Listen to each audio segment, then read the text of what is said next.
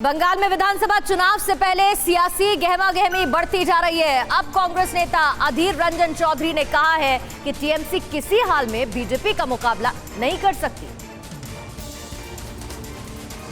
बंगाल के चुनावी मैदान में अलग थलग दिख रही कांग्रेस लेफ्ट गठबंधन भी अब मुकाबले में आने की कोशिशें तेज कर दी है और इसी को लेकर अधीर रंजन चौधरी ने एक नया दावा किया है। कांग्रेस नेता अधीर रंजन चौधरी ने कहा है कि विधानसभा चुनाव में कांग्रेस और लेफ्ट का गठबंधन ही बीजेपी का मुकाबला करने में सक्षम है। टीएमसी छोड़ो, कांग्रेस से रिश्ता जोड़ो, ये आपके ऊपर निर्भर करता है। चले आओ, क्योंकि टीएमसी बीजेपी को मुकाबला नहीं कर पाएंगे।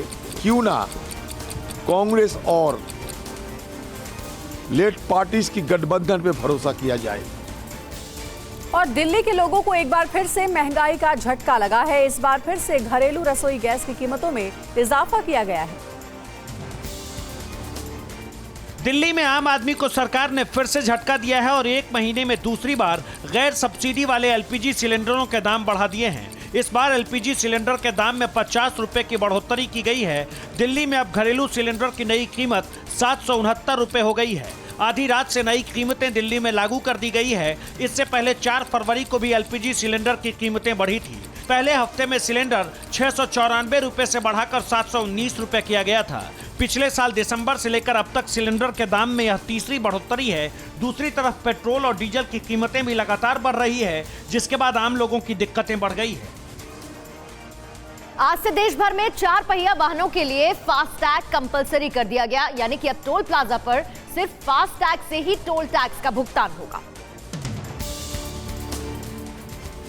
आज से अगर आपकी गाड़ी पर फास्ट टैग नहीं है तो आपको महंगा पड़ेगा और टोल प्लाजा पर आपसे 2 गुना टोल टैक्स वसूला जाएगा। आज से सिर्फ फास्ट टैग से ही टोल टैक्स का भुगतान होगा। ये व्यवस्था आज से देश भर में लागू कर दी गई है। सरकार कई बार फास्ट टैग लागू करने की समय सीमा बढ़ा चुकी है। सड़क परिवहन मंत्रालय ने इसके लिए पूरी व्यवस्था कर ली है। 80% वाहनों में फास्ट टैग लगाया जा चुका है। इससे पहले केंद्र की सरकार ने 1 जनवरी से ही फास्ट टैग को अनिवार्य किया था, लेकिन वाहन मालिकों को थोड़ी राहत देते हुए देश भर में सभी 4 पहिया वाहनों के लिए फास्ट टैग की डेडलाइन 15 फरवरी तक बढ़ा दी गई थी।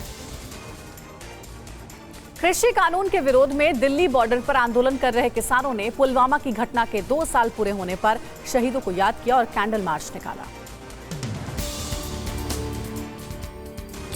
कृषि कानून के खिलाफ विरोध कर रहे किसानों ने पुलवामा के शहीदों की याद में टिकरी बॉर्डर पर कैंडल मार्च निकाला। इसके अलावा सिंघू बॉर्डर और गाजीपुर बॉर्डर पर आंदोलन कर रहे हजारों किसानों ने देश के लिए अपनी जान की कुर्बानी देने वाले जवानों को याद किया और उनको श्रद्धांजलि दी। टिकरी बॉर्डर पर सबसे पहले किसानों ने ट्रॉलियों के पास मोमबत्तियां जलाई और उसके बाद किसानों ने कैंडल मार्च निकाला। किसान सोशल आर्मी के अनूप सिंह चनौत ने बताया कि पुलवामा के शहीदों की याद में शहीदी दिवस के रूप में मनाया गया है और पुलवामा के शहीदों को याद किया गया। किसान आंदोलन के समर्थन में मुहिम चलाने के लिए टूल किट इस्तेमाल करने के केस में दिल्ली पुलिस ने बेंगलुरु की दिशा रवि को गिरफ्तार कर लिया है। अब इस गिरफ्तारी को लेकर काफी विरोध हो रहा है। गिरफ्तार करने के बाद दिशा रवि को 5 दिन की पुलिस रिमांड पर भेज दिया गया है। हालांकि अब इसे लेकर विरोध भी शुरू हो गया है। संयुक्त किसान मोर्चा ने दिशा रवि की गिरफ्तारी की निंदा की है और उन्हें तत्काल रिहा करने की मांग की है। किसान नेता दर्शन पाल की ओर से जारी एक बयान में कहा गया कि दिशा किसानों के समर्थन में खड़ी थी। इतना ही नहीं, कांग्रेस के वरिष्ठ नेता पी चिदम्बरम और जयराम रमेश ने भी दिशा रवि की गिरफ्तारी का विरोध किया है। चिदम्बरम ने ट्वीट किया है कि एक कॉलेज की छात्रा देश के लिए खतरा बन गई है, तो इसका मतलब ये है कि भारतीय राज्य बहुत ही कमजोर नींव पर खड़ा है। अड़ी सोमवार से शुक्रवार शाम 6 बजे सिर्फ TV9 भारतवर्ष पर।